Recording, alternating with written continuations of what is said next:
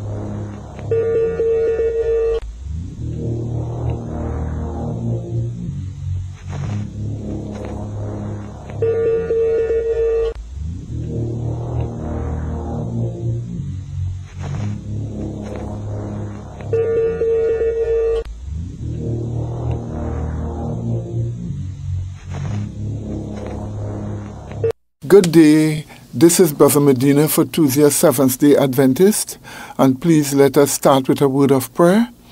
Gracious loving Father, may your Holy Spirit be with us as we speak the truth for your glory's sake. Please help everyone to understand and to be blessed by these truths for their salvation's sake, even as the end draws near. In Jesus' holy name we pray with thanksgiving unto thee, Father. Amen. Well, we want to look at what has been going on in the world, especially in the country of France. Yes, my dear people. We know that the mainstream media has not been showing us exactly what has been going on in France and in Europe. They have adopted a policy that by omitting certain important news which counts for people all over the world, they can cause something to happen in a country that does not know what is going on and achieve certain principles that the mainstream media are now attached to. Yes, my dear people. Let us explain. You see, there is a plan to bring in globalism, a one-world government. Bush Sr. himself said it. He actually said it before the public. Many other top politicians in the world said it before the public. They are seeking to create globalism, a one-world government. But in seeking to create a one-world government, they have to create certain unions of nations, like the Caribbean Union, like the European Union, like one in the South Pacific, like the Asian nations, etc. They are seeking to create a group of nations in different areas, and those will be different regions of the New World Order. Yes, my dear people. They will be regions of the New World Government. That was the first reason why the United Nations was even founded for. Yes, my dear people. But it took piece by piece, legislation and negotiations to try and unite countries together and bring those countries into a global government.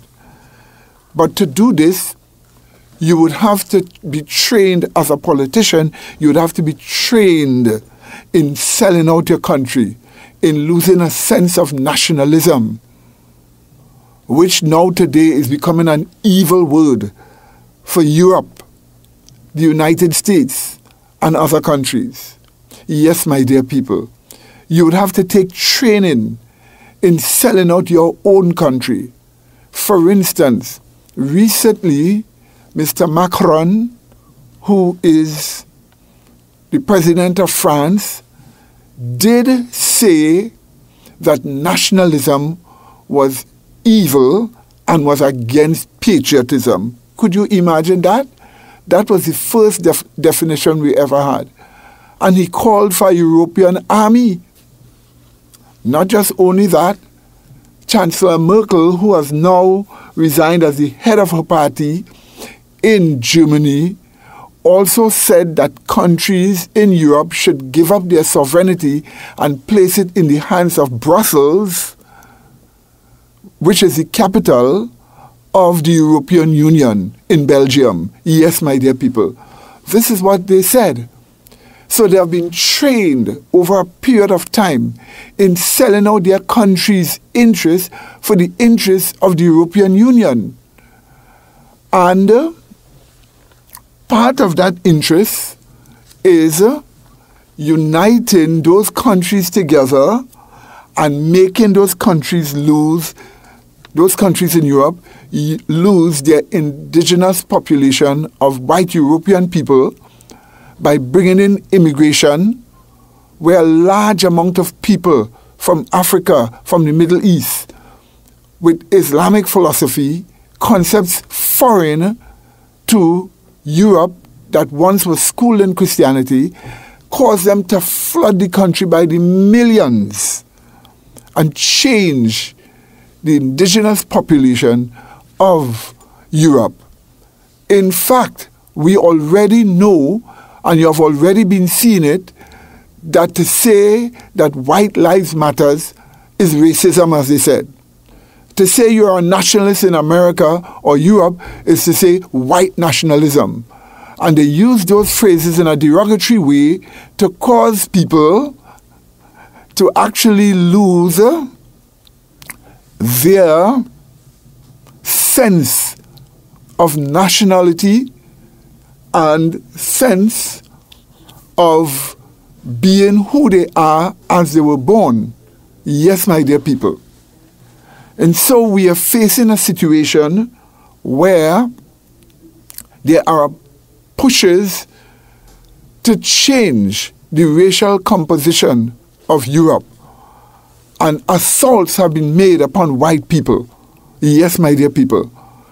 When you check behind the scenes, the leaders behind those things, the people pushing those things, the root of those things are basically Jewish communists. Yes, my dear people. Jewish internationalists, Jewish socialists, international bankers who use the trillions and trillions and trillions of dollars they have to pay people to achieve these things. One such person is George Soros, famous and well known all over the earth because he is what we call the henchman of the Rothschilds. He is their point man, their action man. They give him the money to do the work they want done. Yes, my dear people, which is to bring about globalism. Now, Europe, as we are told, is under assault in a very large way. And as Europe is under assault, France, one of those countries in Europe, is under assault also. But the French government has not been nationalistic to the French people. And the French people disagree with a lot of things that have been done in their country. You must understand that the New World Order is a socialist New World Order. Yes, my dear people. The New World Order or globalism is socialist, it's communist. And all we have to do is to look at what happened in Russia from 1917 when Lenin and other Jews took over running the country and pushed communism and socialism, and you would see millions were murdered wherever socialism spread.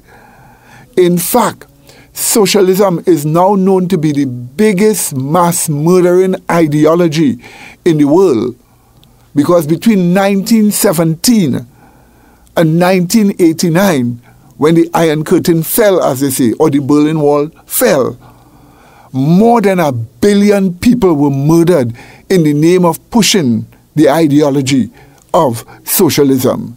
Yes, my dear people. And talk about other countries in the world that still today hold on to socialism, where people's rights and freedoms are taken away, and where people's religious right is transgressed, where the liberty of conscience is taken away, and where deaths have taken place in the name of protecting the state. And what is the state? A few men in power with guns and military that can force everybody to submit.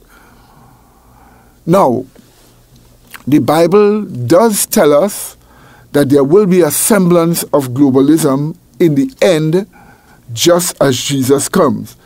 But the Bible also tells us that that globalism will fall. It will disintegrate. And as it is disintegrate into global civil war, Jesus Christ will be seen coming in heaven. So the prophecies are right on time, and we are seeing it happening right before our eyes.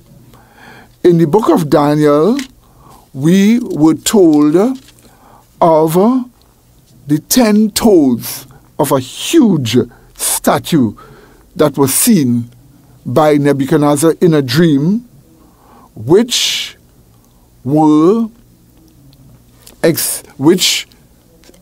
statue was explained to Nebuchadnezzar by Daniel. Let's read verse 41. It tells us of Daniel chapter 2. Daniel chapter 2 and verse 41.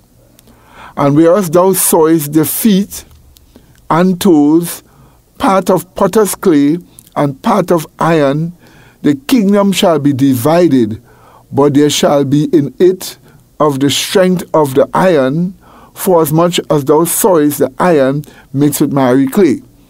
So here you have the 10 toes of the feet. They are part iron and part clay. They are mixed together and they are made into one. So they are part of iron and part of clay. And we are told this is what will be seen. Now the iron are remnants of Rome, which were the legs of iron. And those remnants of Rome survived in the form of the Roman Catholic Church. Yes, my dear people. Where the church took over the city of Rome and ruled from there all over Europe by having charge over civil law and enforcing its religion. That's where Sunday came from. So you grew up in a society where people go to church on the first day of the week and they claim that the first day of the week has some kind of significance because of the resurrection of Christ on that day.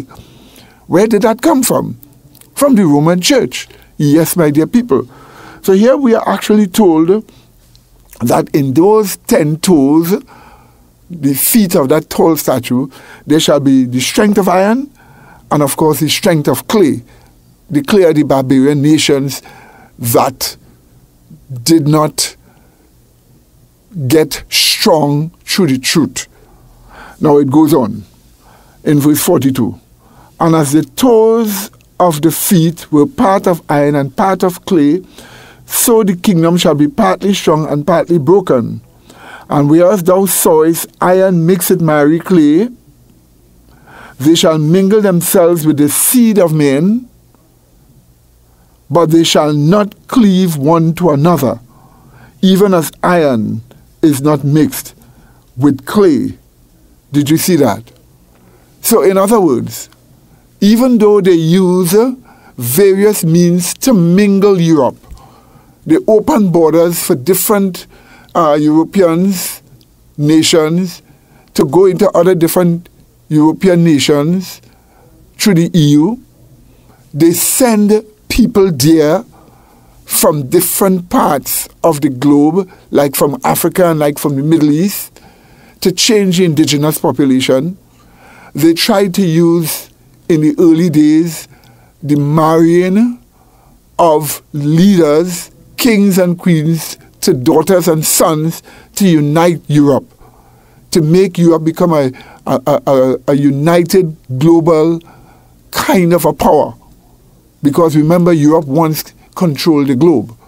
they still do control the globe through monetary matters as done by the Rothschilds, who are the ones behind the financial strength of Europe, of America, and other places in the earth, including China. Yes, my dear people. So we are told that in those days they will try to unite them by mingling them with the seed of men. But we are told they shall not cleave together. Yes, my dear people. France is one of those European nations. But we are told they shall not cleave together. So they are trying to create a European Union. They are trying to create a form of globalism with the European Union. But the Bible tells us they shall not cleave one to another. Now they think by gradual and piecemeal legislation in the EU, they can make the nations of Europe lose their sovereignty, and as a result of losing their sovereignty, put all in a centralized form of government, which will be socialist, in Brussels, in Belgium. Yes, my dear people. But we have always told you again, look at socialism and you would see there is nothing good about socialism. It always destroys a country. Venezuela have been destroyed by the socialism of the government there. Yes, my dear people. Cuba today may have a great health system, but the economic system of that country is very, very poor. And the people there are very poor through socialism. Yes, my dear people. There is no benevolent socialism. There is no benevolent communism.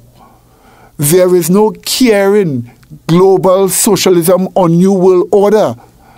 It is all horribly a form of dictatorship that robs people of their rights and freedoms. Yes, my dear people.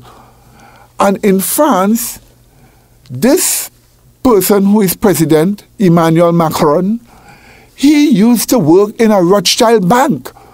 Yes, my dear people. He used to work in a Rothschild bank. And what did he do? He left the government that was ruling before, which was the socialists in France, and formed a new party.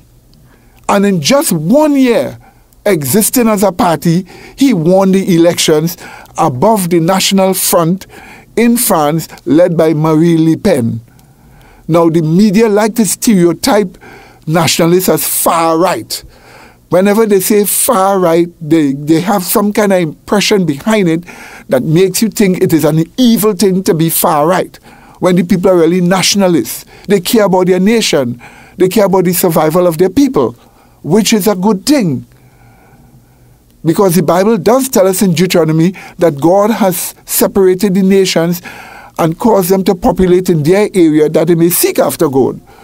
That's why a global form of communism is attempting to rebuild the Tower of Babel situation, where they try to unite all together under one. And God confound their languages, separate them, and send them into different parts of the earth. The same spirit of rebellion from the Tower of Babel by Lucifer is still existent in the European Union ideology, where they're seeking to unite all together, and the aim of it will be to destroy people seeking after God. Yes, my dear people. So what do we see here? We are told they shall not cleave one with the other. That's what the Bible tells us. So Mr. Macron won the elections in France. But we know for sure that many of the elections machines are not right. The election machines has been produced and sold to countries by George Soros's business institutions. So George Soros, in a large way, has been responsible for the people who are winning the elections in different places. And different types of legislation have been used. The mainstream media never reports these facts to you. Take, for instance, let's look at elections in Texas during the midterms in America, for instance. Do you know that apart from over 3 million dead people voting and all for the Democrats, they have found that when you use those voting machines and you choose a Republican, the name always switch to the Democratic candidate. And people have pointed this out to the election officials over and over and over, even when Trump went up for elections in 2016. But you see, the sheer amount of people voted for him overcame the cheating that they did in that election. Yes, my dear people.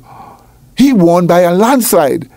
And so the Republicans were supposed to win during the midterm, but they cheated.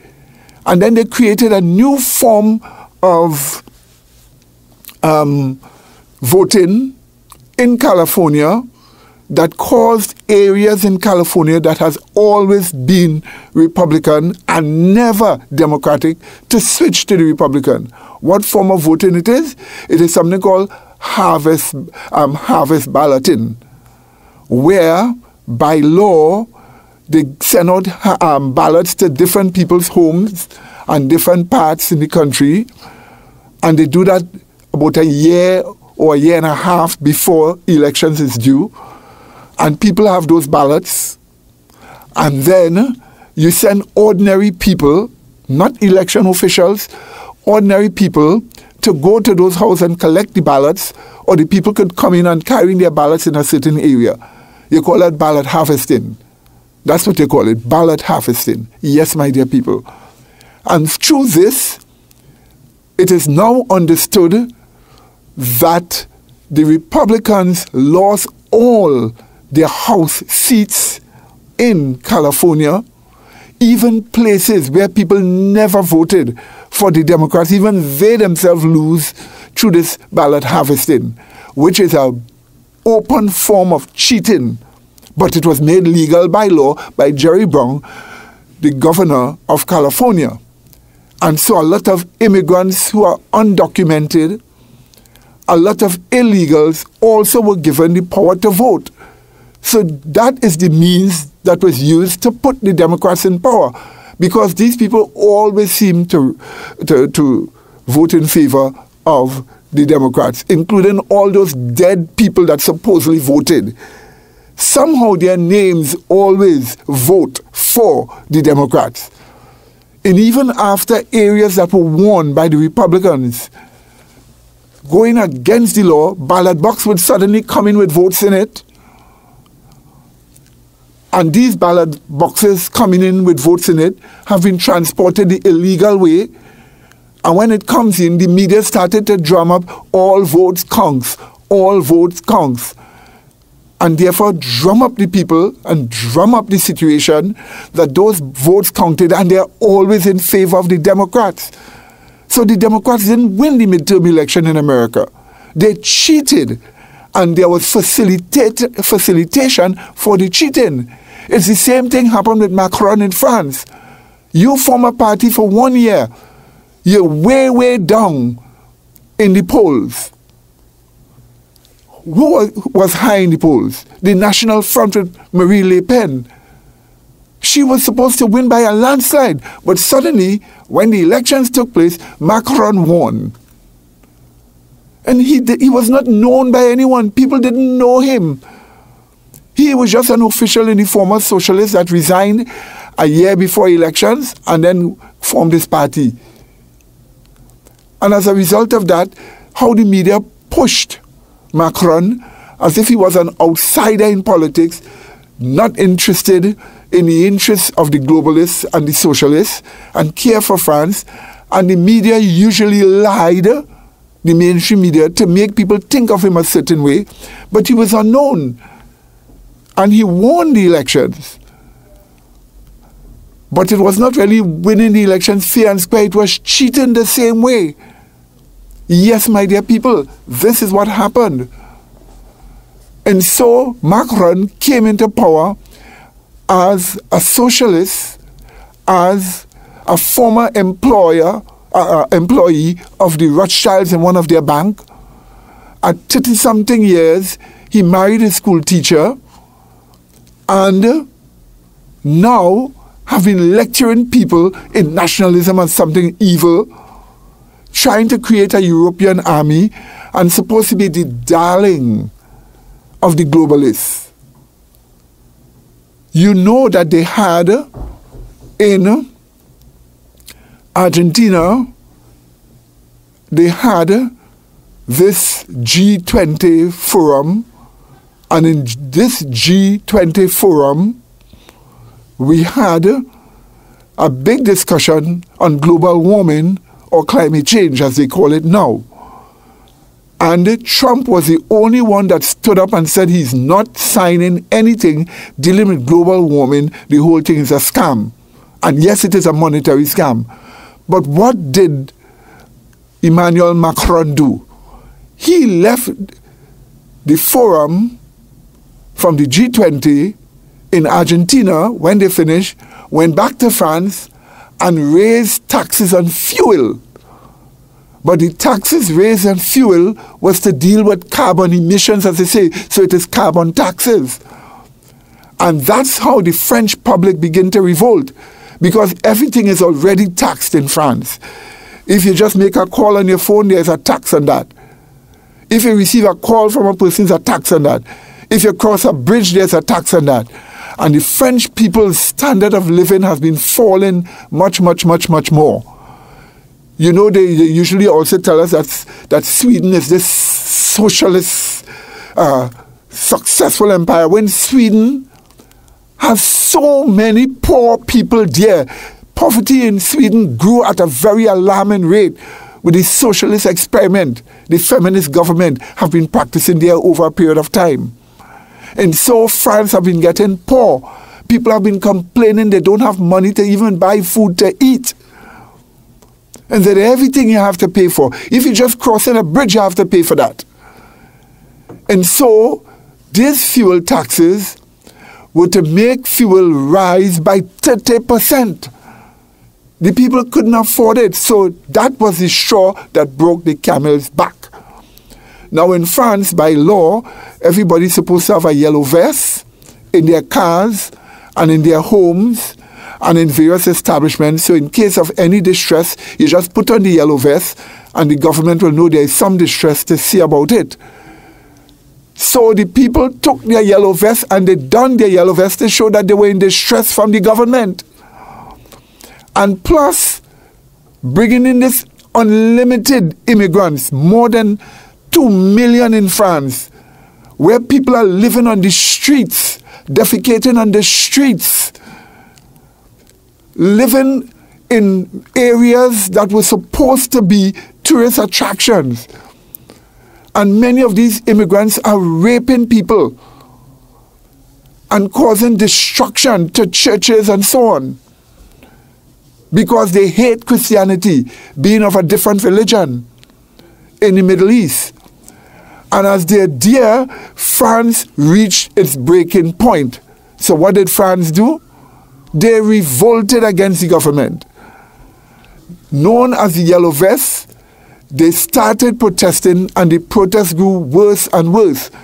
What the global mainstream media didn't tell you, they were protesting carbon taxes, which is the means, they say, to deal with global warming. But how paying carbon tax, how paying more money could deal with global warming? Those taxes would pay the international bankers, especially David Rothschild, who is the one responsible for this global warming climate change ideology that was brought into mainstream national culture. This idea of global warming. David Rothschild wrote the book about it, and he is behind that.